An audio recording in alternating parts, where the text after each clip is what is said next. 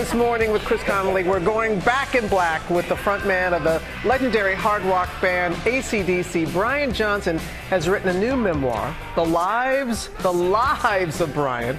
And Chris, you had a chance to sit. I saw you doing a little air guitar. I did a little air guitar, but you know. Yeah, baby. There's only so much you can do there, Robin, and good morning to you. It's a lot of fun. With a cap, a grin, and a rock star roar, singer Brian Johnson's voice has powered acdc and its loud, louder, loudest hit since 1980.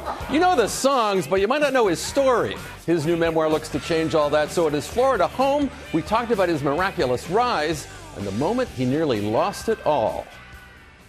Good morning, America. I mean, gee, this is the top of the tree, right? AC/DC vocalist Brian Johnson would know. For decades, writing and performing massive hard rock hits like You Shook Me All Night Long. Shook Me All Night Long is one of the greatest rock songs of all time. Well, I really like it. And thank you for saying that because I agree with you. A no-frills working-class hero from the UK, Brian Johnson and AC/DC, performing to promote their album Rock or Bust, saw 2015 begin in triumph at the Grammys. With Lady Gaga, Blake Shelton, Katy Perry, and more all joining in.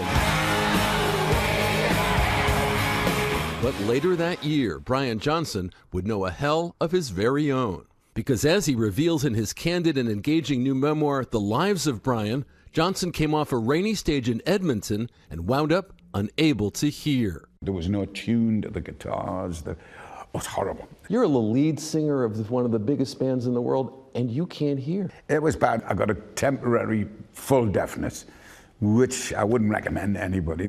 A longtime race car enthusiast, Johnson would grow so despondent that he even pondered a way to end it all. I thought, what better way to go, 160 mile an hour into the corner, one big flash, finished. You thought you'd get behind the wheel of a car and take your own life. It's not that I wanted to die, but I wouldn't have minded. Instead, this natural raconteur took out his pen and weathered the storm. And his book proves he's a rock and roll miracle. A 32-year-old father of two in 1980. He was living with his parents and working as a car roof installer when he got the call from AC/DC, driven by the wizardry and antics of guitarist Angus Young. AC/DC dominated with songs like Back in Black, especially live. Until it all went silent.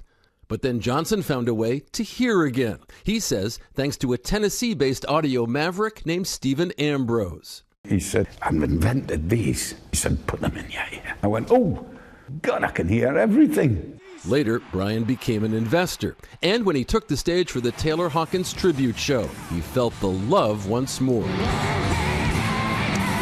Just being on stage at Wembley, it was just magic. Just magic. It is what you live for.